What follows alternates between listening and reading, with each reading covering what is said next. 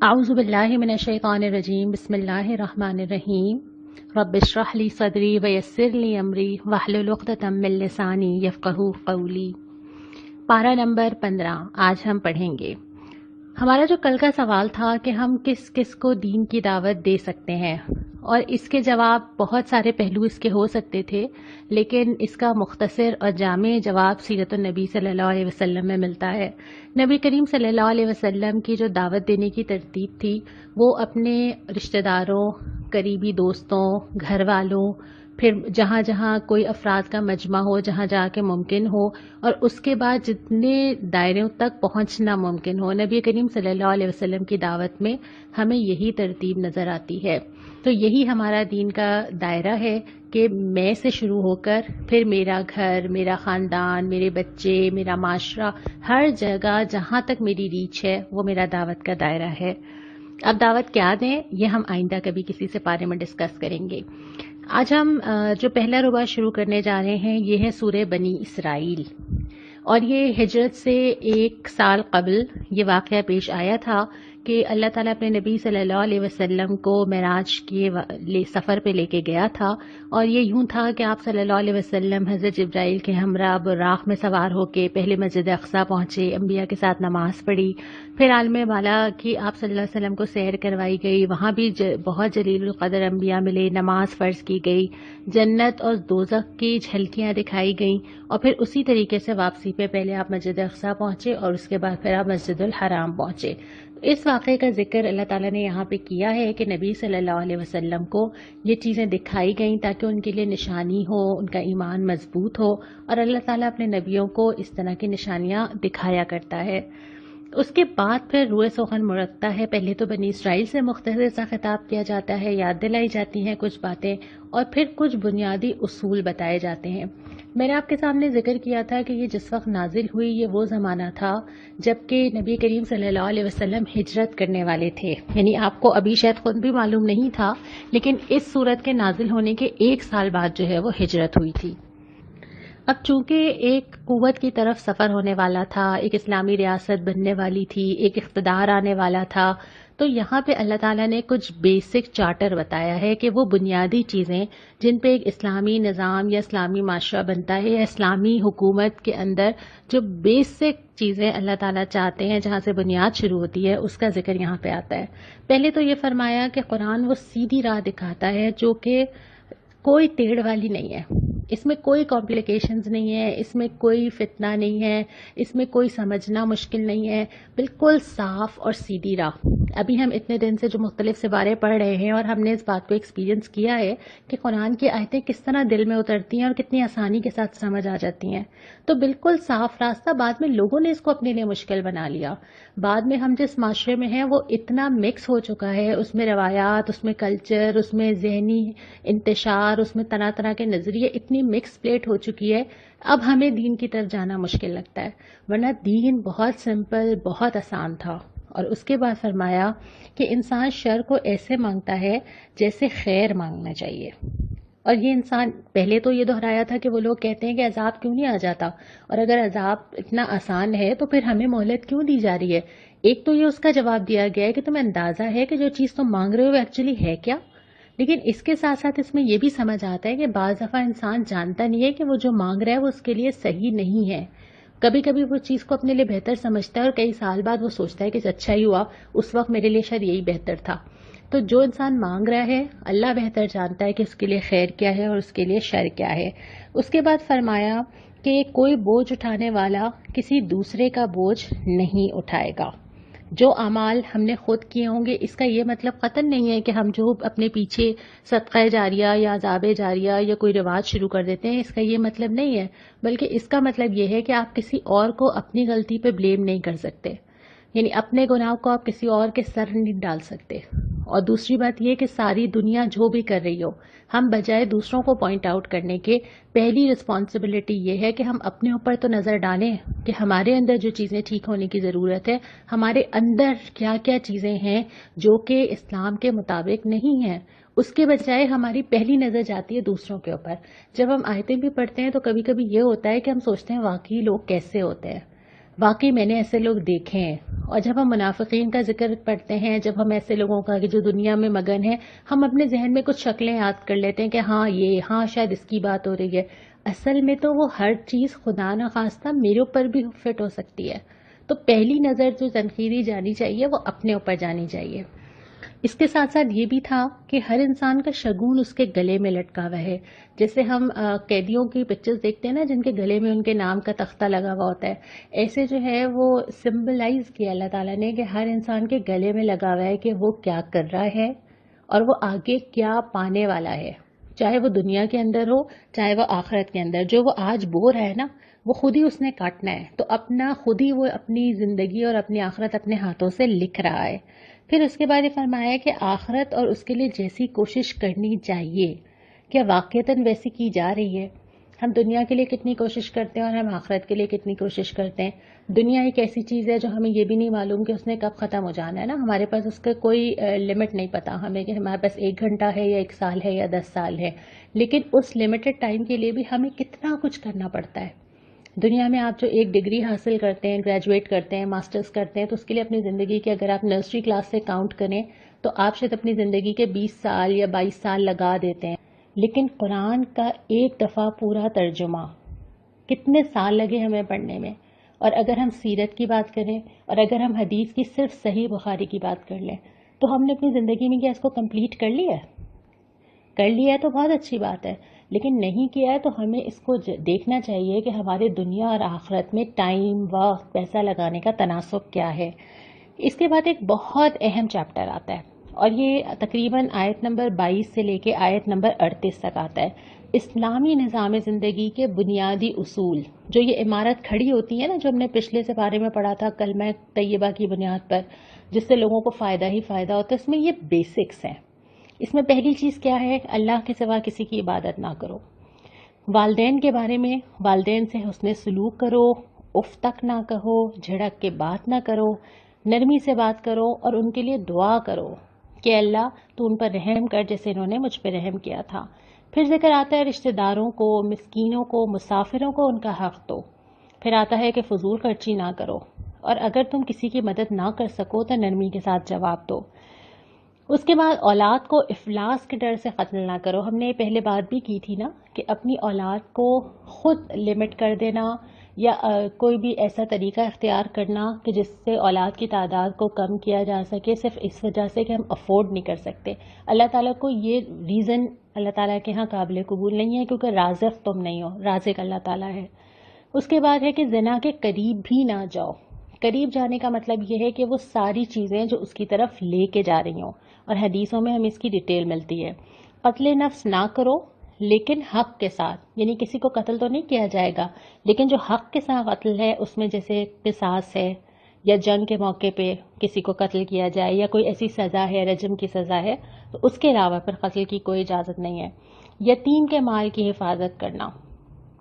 جو مال کسی سرپرست کے پاس موجود ہے تو وہ اس مال میں سے صرف بقدر ضرورت، اگر وہ ضرورت مند ہے تو لے سکتا ہے، ورنہ نہیں. عہد کی پابندی کرو. اس عہد میں اللہ سے عہد بھی آ جاتا ہے اور اس عہد میں لوگوں کے ساتھ عہد بھی آ جاتا ہے. پھر اس کے بعد ہے ٹھیک ٹھیک تولو. ترازو کو ٹھیک ٹھیک تولو. جس چیز کا علم نہ ہو اس کے پیچھے نہ پڑو. یہ تو ایک ایسی آیت ہے کہ اگر یہ سمجھ آ جائے نا، ہماری معاشرتی زندگی کے آدھے پرابلمز ہی حل ہو جائیں. جو چیز تمہیں نہیں معلوم اس کی ٹو لینا، اس کا پتہ کرنا، اس کو جا کے دیکھنا، اس میں وہ ساری چیزیں شامل ہیں. چاہے آپ وہ سوشل میڈیا پہ جا کے سٹاک کر رہے ہوں، چاہے آپ وہ لوگوں سے جا کے معلومات لے رہے ہوں، یہ تمام چیزیں شامل ہیں. جس چیز سے آپ کا کوئی کنسرن نہیں ہے اس چیز کے پیچھے پڑ کے اس کو معلوم کرنا، اس کے بارے میں بات کرنا، یہ صورت اس کی کوئی اجازت نہیں ملتی، جس سے بہت سارے مزید پرابلم شروع ہوتے ہیں. اس کے بعد یہ کہ زمین پہ اکڑ کے نہ چلو، کیونکہ تمہاری طاقت تو ہے نہیں. کیا کر سکتے ہو زمین کے اندر؟ ابھی ہم نے جو کل ساری چیزیں پڑھی تھیں سورہ رعد میں بھی اور اس سے پہلے، کہ تمہارے ہاتھ میں ہے کیا؟ تمہیں تو کچھ نہیں پتا کہ سسٹم کیسے کام کر رہا ہے. جو چیزیں تم استعمال کر رہے ہو تمہیں ان کا فنکشن بھی نہیں پتا، تم ان کو روک بھی نہیں سکتے، تم ان کو بدل بھی نہیں سکتے، تو کس بات پہ زمین میں اکڑ کے چلنا. اور اس کے بعد آخر میں فرمایا کہ ان امور میں ہر ایک کا برا پہلو تیرے رب کے نزدیک ناپسندیدہ ہے. یہ جتنی چیزیں یہاں پہ گنوائی ہیں، اگر آپ اس کو اوور آل دیکھیں، اس میں عبادات بہت کم ہے. عقیدے سے بات شروع ہوتی ہے اور اس کے بعد عام طور پہ تو بہت سی جگہوں پہ ہمیں نماز، روزہ، حج، زکوٰۃ نظر آیا تھا. یہاں پہ جتنی چیزیں ہیں وہ معاشرتی نظام کی ہیں، لوگوں کے ساتھ معاملات، لوگوں کے ساتھ میرا برتاؤ، میرے والدین کے ساتھ، رشتہ داروں کے ساتھ، مسافروں کے ساتھ، اور اس کے بعد یہ کہ میری پرسنالٹی، یعنی سچ بولنا، کسی سے وعدہ کیا ہو تو اس کو پورا کرنا، بہت چیزوں کے پیچھے نہ پڑنا، یہ ساری چیزیں. فضول خرچی، جو میں نے بیچ میں ایک نقطہ مس کیا ہے نا، کہ نہ بخل ہو نہ فضول خرچی ہو، یعنی خرچ کرنے میں بھی اعتدال ہو. تو ایک پوری پرسنالٹی کا نقشہ کھنچتا ہے اس کے اندر، اور اس پرسنالٹی کے کرائٹیریا پہ اترنا کوئی آسان بات ہے؟ یہ ہم سب کے لیے کتنا مشکل ہے کہ اگر ہم اس میں سے ایک ایک چیز کو لیتے چلے جائیں اور اپنے آپ کو نمبر دیتے چلے جائیں. کیوں نہ میں آج یہ کام آپ کو دے دوں. ویسے یہ آج کا سوال تو نہیں ہے، لیکن یہ جتنی چیزیں میں نے مینشن کی ہیں، ان تمام چیزوں میں اپنے آپ کو نمبر دیجئے، 10 میں سے نمبر دیجئے، اور پھر اپنے سکور دیکھیے کہ آپ کا سکور کیا بنتا ہے. تو اتنی بہت ساری چیزیں ہیں جو ابھی مجھے غور کرنی ہے کہ میں اس میں کہاں پر کھڑی ہوئی ہوں. اس کے بعد پھر ہم آگے آ جاتے ہیں اپنے اگلے ربع کی طرف. دوسرا ربع جو ہے، اس میں بھی وہی مختصر سبق ہیں جو ہم تھوڑا سا جلدی کرتے ہیں کیونکہ آگے انشاءاللہ ہم نے سورہ کہف شروع کرنی ہے. کہ کوئی چیز ایسی نہیں ہے جو اللہ کی حمد نہ کری ہو، مجھ سمیت، آپ سمیت، چاروں ناچار. اور حمد بیان کرنے کا مطلب ہی یہ ہے کہ ہر چیز اللہ کی اطاعت کر رہی ہے، جیسے اللہ نے اس کو کہا ہے وہ ویسے ہی پرفارم کر رہی ہے، ویسے ہی سسٹم کے تحت چل رہی ہے. تو اللہ تعالیٰ کی حمد ہر چیز کو دیکھ کے نظر آتی ہے، اور اسی لیے اللہ تعالیٰ کو وہ کلمات بھی بہت پسند ہیں جو اللہ کی تعریف میں کیے جائیں، سبحان اللہ و بحمدہ، سبحان اللہ العظیم. پھر فرمایا کہ کون ہے جو زندگی کی طرف پلٹائے گا، ذرا آپ ان سے پوچھ تو لیجئے. یہ کہیں گے اللہ. پھر فرمایا کہ زبان سے وہ بات نکالو جو بہترین ہو، اور یہ ایک زبان ہی تو ہے جس سے کنٹرول کرنا ایک بہت بڑا مسئلہ ہے. یہ ایک زبان ہی تو ہے جس سے بہت ساری چیزیں کہاں کہاں تک مسائل اور فتنے اور دلوں کا خراب کرنا، خاندانوں کا خراب کرنا اور معاشرے کا خراب کرنا. تو یہ جو ایک چیز ہے جس کے بارے میں فرمایا گیا کہ اگر تم مجھے اس کی ضمانت دے دو تو میں تمہیں جنت کی ضمانت دیتا ہوں، وہ زبان ہے. تو ایک اصول بھی ہے کہ اگر آپ کی کوئی بھی ریاکشن دینا چاہتے ہیں تو آپ 5 سیکنڈ یا 7 سیکنڈز کا بریک لیں جملہ ادا کرنے سے پہلے. تو اس کا نتیجہ یہ ہوتا ہے کہ آپ پہلے سوچتے ہیں اور اس کے بعد آپ بولتے ہیں. تو زبان کا استعمال کم از کم ہمارے لیے اتنی ہلکی چیز نہیں ہے کہ ہم جو چاہے وہ کہہ دیں، کیونکہ زبان سے نکلے ہوئے ہر لفظ کو لکھا جاتا ہے. پھر فرمایا کہ قصہ آدم و ابلیس کا ذکر کیا ہے جو ہم نے پہلے پڑھا تھا، لیکن اس میں ایک جملہ آیا تھا کہ شیطان سے کہا گیا کہ اچھا اگر تم لینا چاہتے ہو تو اپنا حصہ لے لو. کس چیز میں؟ ہمارے کاموں میں، ہمارے مال میں، ہمارے وقت میں. اور شیطان مستقل اس کوشش میں ہے کہ وہ ہماری ساری چیزوں میں سے اپنا حصہ لے کر چلا جائے. تو اس کا ہمیں خیال رکھنا ہے کہ ہماری چیزوں میں سے ایسا نہ ہو کہ ہم شیطان کو خود ہی اپنی طرف سے تحفہ دے رہے ہوں. پھر ذکر کیا گیا جو مشکلات آتی ہیں، مصائب آتے ہیں، لوگوں کے رویے آتے ہیں، ان کے لیے آپ نماز سے مدد لیجئے. اور خاص طور پہ تہجد کا ذکر یہاں پہ کیا گیا کہ نماز پڑھنا، صبح کی نماز میں قرآن کا پڑھنا اور تہجد کا پڑھنا آپ کو اللہ تعالیٰ سے مزید قریب کرے گا. اور پھر اس کے بعد ان مطالبات کی نفی کی گئی جو لوگ نبی صلی اللہ علیہ وسلم سے کرتے تھے. نشانی لے آئیے، آسمان سے کچھ اترے، عذاب کیوں نہیں آ جاتا، کوئی ان یوزول سی چیز آ جائے کہ ہمیں فوراً پتہ چل جائے کہ آپ حق پر ہیں، فرشتہ آ جائے، کتاب تختیوں پہ لکھی ہوئی آ جائے. ان کے تمام مطالبات کا ذکر کر کے اس کی نفی کی گئی ہے کہ یہ پہلے بھی ہوتا رہا ہے، اور جنہوں نے نشانیاں سامنے بھی دیکھ لی انہوں نے بھی مان کے نہیں دیا. تو آپ ان باتوں پہ پریشان نہ ہو. اسی پارے کے جب تیسرے ربع کی طرف جاتے ہیں تو بالکل ابتدا میں ہی 1-2 آیات کے بعد ہی سورہ بنی اسرائیل مکمل ہو جاتی ہے. فرمایا گیا کہ یہ قرآن تھوڑا تھوڑا اور ہر موقع کے لحاظ سے اتارا گیا ہے. آپ نے اگر اس سے پہلے رمضان شروع ہونے سے پہلے میری وہ والی آڈیو سنی تھی جس میں ہم نے قرآن اور اس کا نزول اور اس قرآن کی ترتیب اور موضوع پہ بات کی تھی، تو وہاں پہ موضوع آ چکا ہے کہ اللہ تعالیٰ نے تھوڑا تھوڑا نازل کیا تھا اور وقت کے لحاظ سے کیا تھا. یہ کوئی بک نہیں تھی جو ایک ساتھ دے دی گئی ہو، بلکہ یہ ایک پورا سفر طے کر رہی تھی مسلمانوں کے ساتھ ان کے ہر مرحلے میں. تو مکہ سے لے کے مدینہ تک جیسے جیسے آگے جا رہے تھے ویسے ویسے قرآن ہر موقع پہ رہنمائی دے رہا تھا. اس کے بعد ہم آغاز کرتے ہیں سورۃ الکہف کا. ہمارے گھروں میں بہت زیادہ پڑھی جانے والی سورہ کہف، مکہ کے آخری دور کی سورت ہے. ہمیں یہ حدیثیں ملتی ہیں کہ یہ سورت دجال کے فتنے سے حفاظت کرتی ہے. اب یہ دجال کیا چیز ہے؟ آپ نے بہت ساری حدیثوں میں واقعات پڑھے ہوں گے کہ جب دجال آنے والا ہوگا تو معاشرے میں کیا کیا چیزیں ہو جائیں گی، اور یہ وقت تو ہوگا جب قیامت قریب ہی ہوگی. لیکن جب ہم اس کی مزید تفسیر پڑھتے ہیں تو ہمیں پتہ چلتا ہے کہ بے شک دجال ایک خاص شخص ہے، لیکن اس کے آنے سے پہلے جو پورا سٹیج تیار ہو رہا ہوگا، گریجولی حالات بدل رہے ہوں گے. اور دجال نکلا ہے لفظ دجل سے، اور دجل کا مطلب یہ ہے کہ کوئی چیز جیسی نظر آ رہی ہے وہ ایکچولی ویسی نہ ہو، ایک دھوکہ، ایک فریب، ایک کوئی چیز آپ کو کوٹڈ نظر آ رہی ہو لیکن اصل میں اس کے پیچھے کوئی اور چیز ہے، آپ اس کو سمجھ کچھ رہے ہیں، وہ نکلے کچھ اور. تو دجل سے لے کے پھر دجال کا لفظ نکلا ہے. تو وہ جو ایک پورا سیٹ اپ بن رہا ہوگا دجال کے آنے سے پہلے، وہ معاشرے میں یہ صورتحال ہوگی کہ لوگوں کو سمجھ ہی نہیں آ رہا کہ اس میں صحیح کیا ہے اور اس میں غلط کیا ہے. آپ کسی چیز کو بالکل صحیح سمجھ رہے ہیں لیکن آپ کو بعد میں جا کے کچھ اور سمجھ آ رہی ہے، آپ کو جو چیز دکھائی جا رہی ہے وہ ایکچولی وہ نہیں ہے جو آپ سمجھ رہے ہیں. تو ہر چیز اتنی کوٹڈ، ہر چیز اتنی مختلف، ہر چیز اتنی دھوکے پر مبنی ہو کہ انسان کے لیے صحیح راستہ ڈھونڈنا مشکل ہو جائے. اس زمانے کے اندر اگر قرآن رہنمائی کرتا ہے، اور خاص طور پہ سورہ کہف رہنمائی کرتی ہے، تو سورہ کہف میں جو جتنے موضوعات ہمیں ملتے ہیں وہ ان دو چیزوں کے بارے میں ملتے ہیں: ایمان بالغیب یا مادیت. اور یہ دونوں چیزیں اپوزٹ ہیں. یعنی ایک فرد جو یہ سمجھتا ہے کہ مجھے جو کچھ دنیا میں آج نظر آ رہا ہے اس کے بعد ایک اور دنیا ہے، جنت ہے، دوزخ ہے، آخرت ہے، اللہ تعالیٰ کے پاس جانا ہے، جواب دہی کرنی ہے، فرشتے موجود ہیں.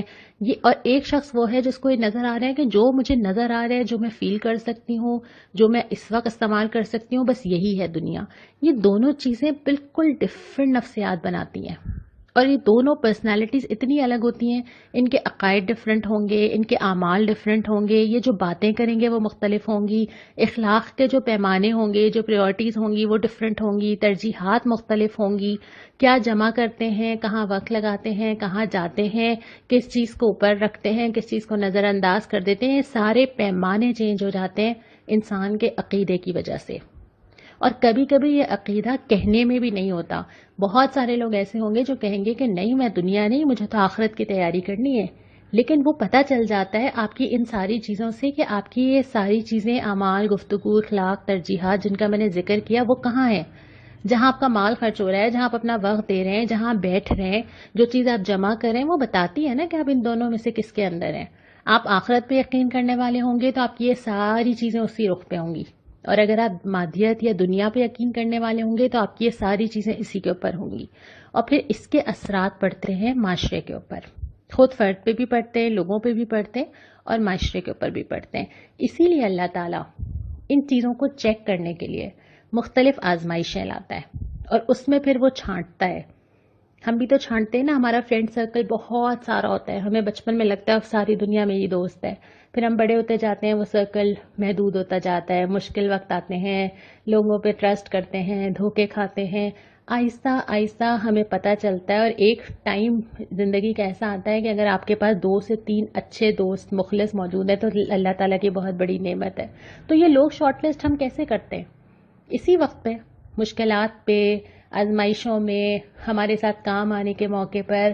تو اللہ تعالیٰ بھی اپنے لوگوں کو شارٹ لسٹ کرتا ہے، اللہ تعالیٰ چھانٹتا ہے ان طریقوں سے. تو جو بڑی بڑی آزمائشیں آتی ہیں جس میں انسان کا عقیدہ چیک کیا جاتا ہے، وہ ان 4 میں سے ایک ہوتی ہے جو سورہ کہف میں ذکر ہے. ایک تو یہ کہ انسان کا عقیدہ کتنا مضبوط ہے، اس کا یقین کیا واقعی اس کے دل میں راسخ ہے. دوسری بات یہ کہ اس کا مال جس سے اس کو بہت محبت ہے. تیسری بات یہ کہ اس کا علم اس کو کہاں لے کے جا رہا ہے. چوتھی بات یہ کہ جب اس کو طاقت حاصل ہو جائے تو پھر وہ کیا کرتا ہے. تو سورہ کہف میں یہ سارے جتنے واقعات ہیں کہانیوں کی شکل میں ہیں، لیکن ان ساری آزمائشوں کے بارے میں ہیں. تو ہم ایک ایک واقعہ لیتے چلے جائیں گے اور اس پہ غور کرتے چلے جائیں گے. پھر اس کے بعد یہ بھی اس صورت کے اندر آیا کہ اگر تم ایسے لوگوں کو پہچاننا چاہو جو دنیا حاصل کرنا چاہتے ہیں تو تمہیں نظر آئے گا کہ وہ 2-3 پرومیننٹ چیزیں ہوں گی ان کے اندر. ایک تو یہ کہ دنیا کی طرف جھک رہے ہوں گے، دنیا حاصل ہو جائے، یہ لے لوں، یہ جمع کر لوں، یہ رکھ لوں. پھر یہ کہ اللہ سے غافل لوگوں کے پیچھے چلیں گے، ایسے لوگوں کی طرف جائیں گے جو کہ اللہ سے انکار کی طرف جاتے ہیں، گناہ کے راستے پہ چلتے ہیں. انسان جن لوگوں کو پسند کرتا ہے نا، آٹومیٹکلی وہ ان کے ساتھ جڑتا ہے. یہ جو ہمارے واٹس ایپ گروپ بنتے ہیں، یا جو ہم فیس بک کے پیجز لائک کرتے ہیں، یہ جو ہم محلے میں گروپس میں بیٹھتے ہیں، باتیں کرتے ہیں، ہم خود بخود اپنے جیسے لوگوں کو ڈھونڈتے ہیں اور اٹریکٹ ہوتے ہیں. تو ہم اپنے سرکل ویسے ہی جمع کرتے ہیں نا اپنے آس پاس جن کے ساتھ ہم باتیں کرتے ہیں، تو سرکل کون سا ہے ہمارا. پھر اس کے بعد خواہش نفس کی پیروی کرتے ہیں. ہم نے اس پہ کل بہت بات کر لی تھی، آج نہیں کرتے. افراط و تفرید کا راستہ اختیار کرتے ہیں. کوئی بیلنس اور کوئی عدل نہیں ہے، ایک طرف جھکے تو بہت ہی زیادہ جھک گئے. تو یہ بھی ان لوگوں کی ایک نشانی ہوتی ہے. اس کے بعد پھر اصحاب کہف کا پورا قصہ بتایا جاتا ہے، اور اس میں یہ بھی فرمایا جاتا ہے کہ ڈیٹیلنگ میں جانے کی ضرورت نہیں ہے. نوجوان تھے، ان کے ساتھ ان کا کتا تھا، کل کتنے لوگ تھے اس سے فرق نہیں پڑتا. ایمان کا اعلان کیا، ینگ تھے، یوتھ میں تھے، اور اللہ تعالیٰ کو اتنے پسند آئے کہ اللہ تعالیٰ نے مجھے آپ کو پڑھانے کے لیے قصہ قرآن میں لکھ دیا. تو وہ ینگ تھے، عقیدے پہ بات آئی، اپنے آپ کو محدود کر لیا غار کے اندر، کیسے اللہ تعالیٰ نے ان کو اتنا عرصہ سلایا، کیسے اٹھایا، وہ پورا واقعہ سنایا جاتا ہے. میں اس لیے نہیں سناؤں گی کہ آپ شوق میں خود سورت کھول کے وہ واقعہ پڑھیں. ان کو اللہ تعالیٰ نے عقیدے سے آزمایا کہ اعلان تو کر دیا ایمان کا، اب جب سامنے سے مشکلات آئیں گی، آزمائش آئے گی، لوگ منع کریں گے، لوگ پتھر ماریں گے، تو پھر اس عقیدے پہ جمنا کتنا مشکل کام ہے. ہمارے پاس تو یہ ہے نا کہ ہم نے کلمہ پڑھ کے ہی آنکھ کھولی ہے نا، ہمیں تو کوئی نہیں کہہ رہا، نہ کوئی چٹائی میں لپیٹ رہا ہے، نہ کوئی دھواں دے رہا ہے، نہ کوئی مارے جا رہے ہیں، کوئی کہہ نہیں رہا کہ لا الہ الا اللہ کہہ دیا تو پھر تمہارے ساتھ ہم کیا کریں گے. کوئی نہیں کہہ رہا، کوئی چیلنج ہی نہیں کر رہا. اللہ نہ کرے کبھی ایسا مرحلہ آئے، کیا میرا ایمان اتنا مضبوط ہے، میرا عقیدہ اتنا مضبوط ہے کہ میں اس کے اندر سے سرخرو ہو کے نکل جاؤں. تو یہ جو ایک واقعہ ہمیں اصحاب کہف کا پڑھایا گیا، یہ عقیدے کی آزمائش کا تھا. اور اس کے بعد پھر چوتھے ربع میں اور واقعے پڑھائے گئے، جس میں باغ والوں کی مثال ہے کہ دو آدمی ہیں، دونوں کو باغ ملا کہ ایک شخص کو اللہ تعالیٰ نے بہت کچھ دیا ہے، لیکن دو رویے ہوں گے. ایک کہے گا میں نے کمایا ہے، میری عقل مندی، میری سمجھداری، میری پلاننگ، دیکھا میں نے کیا کیا. اور دوسرا کہہ رہا ہے کہ نہیں، ماشاء اللہ کہو اور اللہ کا شکر ادا کرو کہ اللہ تعالیٰ نے دیا ہے. اور پھر اس رویے کا نتیجہ یہ ہوتا ہے کہ اللہ نے جب چاہا لے لیا. اور یہی ہمارے ساتھ ہوتا ہے نا، ہماری پلاننگز کیا ہوتی ہیں اور پریکٹیکلی ہمارے ساتھ ہوا کیا ہے. تو یہاں پہ جس آزمائش کا ذکر ہے وہ مال کی آزمائش ہے. اور پھر تبصرہ یہ کیا ہے کہ دیکھو یہ مال اور اولاد تو دنیا کی زندگی کی زینت ہیں. اس سے یہ ثابت نہیں ہوتا کہ کون اوپر ہے کون نیچے ہے، اس سے فرق نہیں پڑتا. اصل میں کیا چیز بہتر ہے؟ وہ نیکیاں جو تمہارے رب کے پاس ہیں، جو تمہیں لے کے جانی ہے، جو تم جمع کر رہے ہو. اور پھر آخر میں تو اللہ کے پاس ہی جانا ہے نا. پھر اللہ کی پکڑ ہے، پھر آخرت بھی ہے، پھر جواب دہی بھی ہے، پھر کھڑے بھی ہونا ہے، اور پھر بتانا بھی ہے کہ کیا لے کر آئے ہو. ابھی یہ سورہ کہف جاری ہے، اس پہ ایک مجموعی بات ہم کل بھی کریں گے. اس پارے کی آخری 15 آیات میں نے آج چھوڑی ہیں کیونکہ ایک نیا واقعہ شروع ہو رہا ہے جو کہ پھر اب 16ویں پارے میں چلے گا، تو ہم انشاءاللہ تعالی وہاں سے دوبارہ آغاز کریں گے. یہاں پہ ہم پارہ نمبر 15 مکمل ہی سمجھتے ہیں، لیکن جو سوال مجھے آج آپ سے کرنا ہے وہ یہ ہے کہ سورہ کہف میں اللہ تعالیٰ نے کون سی 6 چیزوں کی ہدایت کی ہے جن پہ عمل کر کے انسان دجال کے فتنے سے بچ سکتا ہے. اس کے بعد دعا کے اوپر آ جائیں. سورہ بنی اسرائیل میں آج 2 دعائیں آئی تھیں. ایک دعا یہ آئی تھی آیت نمبر 24 میں کہ اپنے والدین کے لیے دعا مانگو کہ اللہ ان پہ رحم کرے جیسے انہوں نے بچپن میں تمہارے اوپر رحم کیا تھا اور تمہارا خیال کیا تھا. اور دوسری دعا آیت نمبر 80 میں ہے. نبی کریم صلی اللہ علیہ وسلم کو یہ دعا اس وقت سکھائی جا رہی ہے جب آپ ابھی مدینے تشریف لے جائیں گے. ابھی وہ وقت آیا نہیں ہے، لیکن دعا کے ذریعے میسج دیا جا رہا ہے کہ یہ چیزیں بہت امپورٹنٹ ہیں کہ آپ جہاں پر بھی ہوں سچائی کے ساتھ ہوں، اور آپ کہیں پر بھی جائیں، کوئی بھی حالات ہوں، کوئی بھی آسانیاں ہوں، مشکل ہوں، کوئی ملک ہو، کوئی زمین ہو، آپ کے اندر راست روی اور سچائی ہونی چاہیے. اور دوسرا یہ کہ اقتدار کو بھی نعمت کے طور پہ مانگیں اللہ تعالیٰ سے، کیونکہ اقتدار کے ذریعے آپ قرآن کو نافذ کر سکیں گے. قرآن کے کتنے سارے احکامات ہیں جو اقتدار کے بغیر نافذ ہو ہی نہیں سکتے. اس لیے یہ دعا بھی سکھائی گئی کہ اللہ کے نبی کو کہ آپ یہ بھی مانگیے تاکہ آپ قرآن پہ مکمل عمل کر سکیں. اسی دعا کے ساتھ ہم آج مکمل کرتے ہیں. کہو اے پروردگار، مجھ کو جہاں بھی لے جا سچائی کے ساتھ لے جا، جہاں سے نکال سچائی کے ساتھ نکال، اور اپنی طرف سے ایک اقتدار کو میرا مددگار بنا دے. انشاءاللہ کل ہم سورہ کہف مکمل کریں گے. السلام علیکم ورحمۃ اللہ.